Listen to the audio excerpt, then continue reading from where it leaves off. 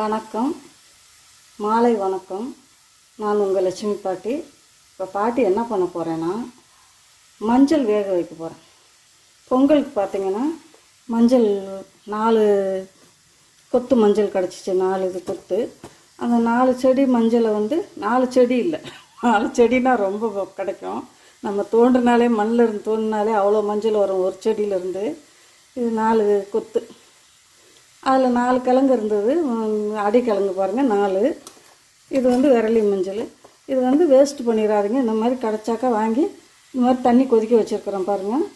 தண்ணி கொதிச்சோடனே இதை அதில் போட்டு வேவிச்சு, இந்த மஞ்சள் ரொம்ப ரொம்ப அருமையான மருந்து. நம்மளுக்கு ரசாயனம் கலக்காமல் ரொம்ப நாளைக்கு அப்படியே பாடம் பண்ணி ரொம்ப நாளைக்கு வைக்காத ஃப்ரெஷ்ஷாக கிடைக்கிற மஞ்சள் நம்மளுக்கு. இந்த மஞ்சள் இந்த மாதிரி கிடச்சா நீங்கள் காய்கறி கடைகளில் கேட்டிங்கன்னா கூட உங்களுக்கு இந்த மாதிரி மஞ்சள் கிடைக்கும். இந்த பொங்கல் சமயம் அவங்ககிட்ட விற்காத இலையெல்லாம் என்ன பண்ணுவாங்க, மஞ்சள் இலை அந்த கிழங்க மட்டும் எடுத்து வச்சுருந்து விற்பாங்க. அதில் 1 கிலோ 2 கிலோ வாங்கி இந்த மாதிரி வேவிச்சு வீட்டில் வச்சுக்கோங்க. வச்சு காய வச்சுக்கிட்டிங்கன்னா குழந்தைங்களுக்கு சளி பிடிக்குது பார்த்தீங்களா. இது உங்களுக்கு முக்கியமாக நான் சொல்லணும். குழந்தைங்க ஆரோக்கியமாக இருக்கணும். அடிக்கடி நம்ம ஆஸ்பத்திரிக்கு தூக்கிட்டு போக வேண்டியது அவசியம் வராது. சளி லேசாக பிடிச்சி கொஞ்சம் தும்மல் எடுத்துச்சிங்கன்னா, குழந்தைங்களுக்கு நெஞ்சு சளி பிடிச்சி கருன்னு இருந்துச்சிங்கன்னா, கெட்டியாக சளி வருதுனாக்கா என்ன பண்ணுங்கள், இது வேக வச்சு என்ன பண்ணுங்கள், நல்லா வெந்த உடனே காய வச்சுருங்க. வெளியில் தண்ணியிலேருந்து எடுத்து வடிச்சிட்டு காய வைங்க. காய வச்சு கொஞ்சம் எடுத்து டெய்லி எடுத்து காய வைங்க. இப்போ வெயில் அடிக்க ஆரம்பிச்சிருச்சு. எடுத்து நல்லா காய வச்சுட்டு இதை பால் நல்லா பசும்பால், பாக்கெட் பாலாக இருந்தாலும் சரி பசும்பாலாக இருந்தாலும் சரி, இப்போ நம்மளுக்கு பெரும்பாலும் பாக்கெட் பால் தான் கிடைக்கிது.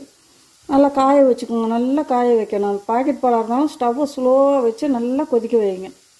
பாக்கெட் பால் நல்லா ஒரு கொதி வந்த உடனே ஸ்டவ்வை ரொம்ப ஸ்லோவாக வச்சுருங்க. ஸ்லோ வச்சுட்டு அது பாட்டுக்கு அது அடுப்பில் வச்சுட்டிங்கன்னா, அது ஒரு கரண்டி ஏதாவது போட்டிங்கன்னா அது பாட்டு கொதிச்சுக்கிட்டே இருக்கணும். எந்த பாலுமே வாங்கினீங்கன்னா எப்படியும் ஒரு 15-20 நிமிஷம் நல்லா கொதிக்க வைங்க.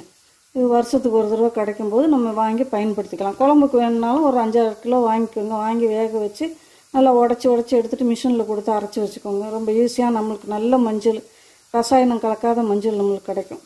அந்த மாதிரியும் செய்யலாம். மஞ்சளில் பூச்சி பிடிச்சிரும். நானும் தோட்டத்தில் மஞ்சள் போட்டிருந்தேன். மஞ்சள் 1 வருஷம் 2 வருஷம் விலை வர்ற வரைக்கும் போட்டே வச்சுருப்போம் வண்டியில். விலை வந்த அப்புறம் தான் விற்போம். அப்போ என்ன பண்ணுவோம், பூச்சி மருந்து அடித்து தான் விற்போம். சரியா? அதனால் என்ன பண்ணுங்கள், இந்த மஞ்சள் கிடச்சா நல்லா வேக வச்சு காய வச்சுக்கோங்க.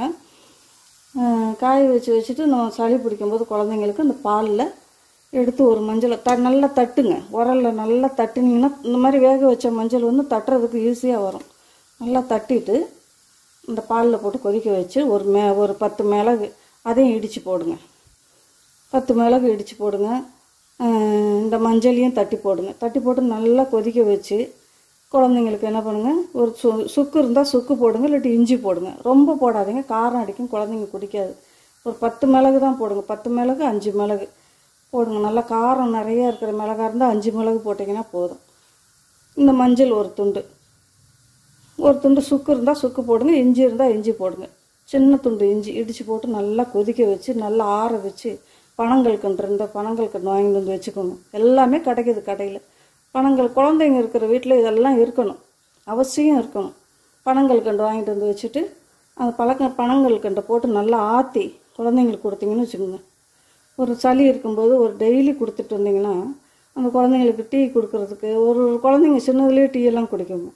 அந்த டைம் இது கொடுத்தீங்கன்னா சளி வரவே வராது குழந்தைங்களுக்கு. சீக்கிரம் இந்த பச்சை மஞ்சளுக்கு அவ்வளோ ஒரு மருத்துவ குணம் இருக்குது. சீக்கிரம் சளியை முறிக்கிற தன்மை இந்த பச்சை மஞ்சள் இருக்குது. பாட்டி இப்போ டீ போட்டேன்னா என்ன பண்ணுறது, டீ இப்போ போடுறதே இல்லை, டீ கொடுக்குறதில்ல என் பொண்ணு. எனக்கு வெறும் அந்த ரம்பா இலையோட டீ தான் நான் குடிச்சிட்டு வரேன். இந்த மஞ்சளையும் தட்டி போடுவாள். இந்த மஞ்சளையும் என் பொண்ணு தட்டி போட்டு எனக்கு டீ மாதிரி கொடுப்பா குடிக்கிறதுக்கு. டீ குடிக்கிறதெல்லாம் இப்போ மறந்துட்டேன். பால் ஊற்றி டீ அப்படியே குடித்தாலும் நம்ம வரட்டி இப்படி போட்டு குடிச்சிக்கோங்க. பால் நிறைய ஊற்றி குடிக்காதீங்க, அது நம்ம உடம்புக்கு நல்லதில்லை. வெள்ளை சர்க்கரையை ரொம்ப ஒதுக்குறது ரொம்ப நல்லது. வெள்ளை சர்க்கரையை அதை ஒதுக்கிருங்க. நாட்டு சர்க்கரை வாங்கி வச்சுக்கோங்க, அதை கலந்து குடிங்க. பால் நிறையா ஊற்றி குடிக்காதீங்க, வரட்டியே குடிங்க. வரட்டியில் கொஞ்சம் இந்த மாதிரி சுக்கு இல்லாட்டி இஞ்சி இப்படி தட்டி போட்டு குடிங்க. நான் உங்களுக்கு பொடி வந்து டீ குடிக்கிறதுக்கு ஒரு நல்ல ஒரு மருந்தாக நான் உங்களுக்கு காமிக்கிறேன். அடுத்த வீடியோவில் உங்களுக்கு போடுறேன். டீ எப்படி டெய்லி காலையில் டீ குடிக்கிறதுக்கு நம்ம பால் ஊற்றாத டீ எப்படி குடிக்கணுன்றதை காமிக்கிறேன். அதே மாதிரி இது ஒன்று சொல்லிட்டுன்னா இப்போ அப்புறம் என்ன பண்ணலாம், நல்லா பிள்ளைங்க ஒன்று ரொம்ப மூக்கு அடைச்சிக்கிட்டு இருந்துச்சுன்னா என்ன பண்ணுங்கள், இந்த மஞ்சள் விரலி மஞ்சள் இருந்தால் கூட நம்ம அடைச்சிட்டு போகணும், அதில் அவ்வளோ மருத்துவ குணம் இருக்காது. இந்த மஞ்சள் நல்லா காய வச்சு எடுத்து வச்சுக்கிட்டிங்கன்னா அப்படி சுட்டு இந்த புகை வரும்போது மூக்கில் வச்சிங்கன்னா மூக்கெல்லாம் அடைச்சிருக்குது பாருங்கள், சீக்கிரம் ரிலீஸ் ஆகும். நம்ம நெஞ்சில் உறைஞ்சிருக்கிற சளி கூட குழந்தைங்களுக்கு அப்படியே ரிலீஸ் ஆகும். இந்த பச்சை மஞ்சளில் நம்ம எடுத்து வச்சோம்னா அதில் அவ்வளோ மருத்துவ குணம் அப்படியே இருக்கும். அது உயிரோடு அதோடைய 1 வருஷத்துக்கு அதோடைய இது என்ன சொல்லுவாங்க, அதோடைய வீரியம் குறையாமல் இருக்கும். அதனால் அந்த பச்சை மஞ்சள் கிடைச்சாக்க விடாதீங்க. கடையில் காய்கறி கடையில் கேளுங்க, உங்களுக்கு கிடைக்கும். காபி டீ போட்டு குடிக்கலாம். நம்ம கஷாயம் என்ன கஷாயம், முருங்கைக்கீரை சாறை ஏதாவது நம்ம இந்த தலையெல்லாம் போட்டு குழந்தைங்களுக்கு மருந்து ஊற்றுவோம் பாருங்கள், அப்போ இந்த மஞ்சளும் போட்டு கொதிக்க வைங்க. எல்லாத்துலேயும் இந்த மஞ்சள் கலந்து குழந்தைங்களுக்கு கொடுத்தீங்கன்னா குழந்தைங்களுக்கு நோய் எதிர்ப்பு சக்தியும் அதிகமாக இருக்கும், இம்யூனிட்டி நிறைய கிடைக்கும். குழந்தைங்களுக்கு அடிக்கடி சளி பிடிக்காது, காய்ச்சல் வராது. இது உங்களுக்கு முக்கியமாக இந்த மஞ்சளை பற்றி காமிக்கணும். கொஞ்சம் தான் இருக்குது, இதை வேக வச்சு நான் இப்போ காமிக்கிறேன் பாருங்கள். தண்ணி நல்லா கொதிச்சிருச்சு, இதை போட்டுக்கிறேன்.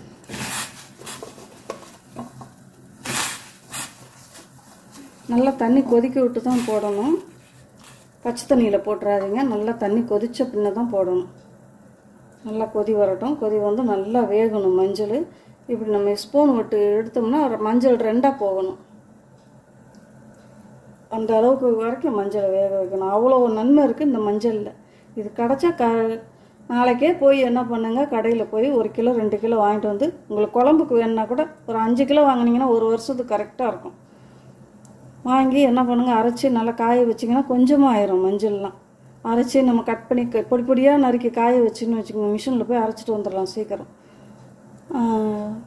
அரைச்சிட்டு வந்து சளிச்சு வச்சுக்கிட்டிங்கன்னா அது நல்ல மஞ்சள். நம்ம வீட்டுக்கு வந்து ஆரோக்கியமான ரசாயனம் இல்லாத மஞ்சள் நம்ம புழங்கலாம். இருக்க நம்ம குழந்தைங்கள்லாம் அடுத்த தலைமுறையை நோய் இல்லாமல் கொண்டு வரணும்னா இதெல்லாம் நீங்கள் செஞ்சு தான் ஆகணும் குழந்தைங்களுக்கு. ஓகேவா? இது நல்லா வெந்த அப்புறம் பாட்டி காமிக்கிறேன். மஞ்சள் நல்லா வெந்துருச்சு. நல்லா வேக வைக்கணும். எப்படி 1/2 மணி நேரம் வேகும். நல்லா மஞ்சள் வேகிறதுக்கு கொஞ்சம் நேரம் எடுத்துக்கும், சீக்கிரம்லாம் வேகாது மஞ்சள்.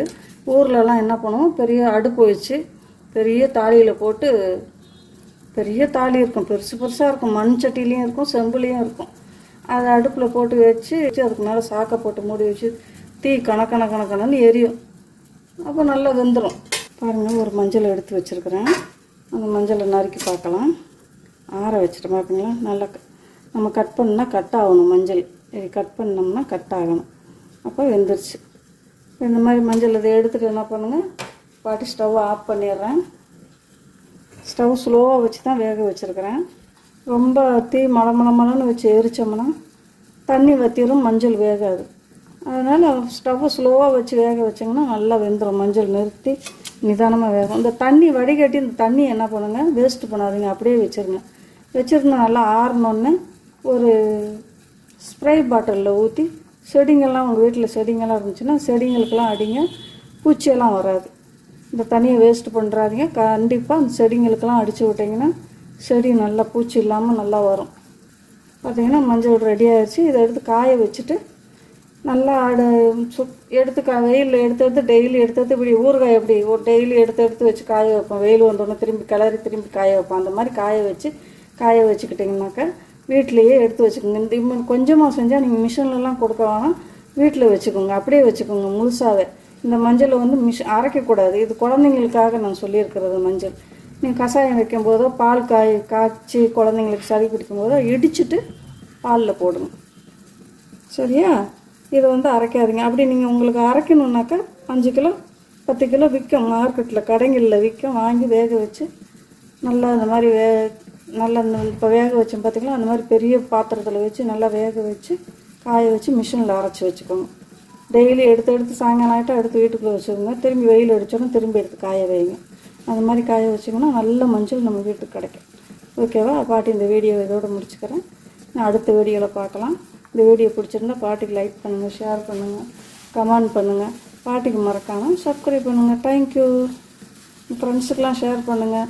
இந்த வீடியோ பார்க்கும்போதே பாட்டிக்கு ஒரு லைக் கொடுத்துருங்க.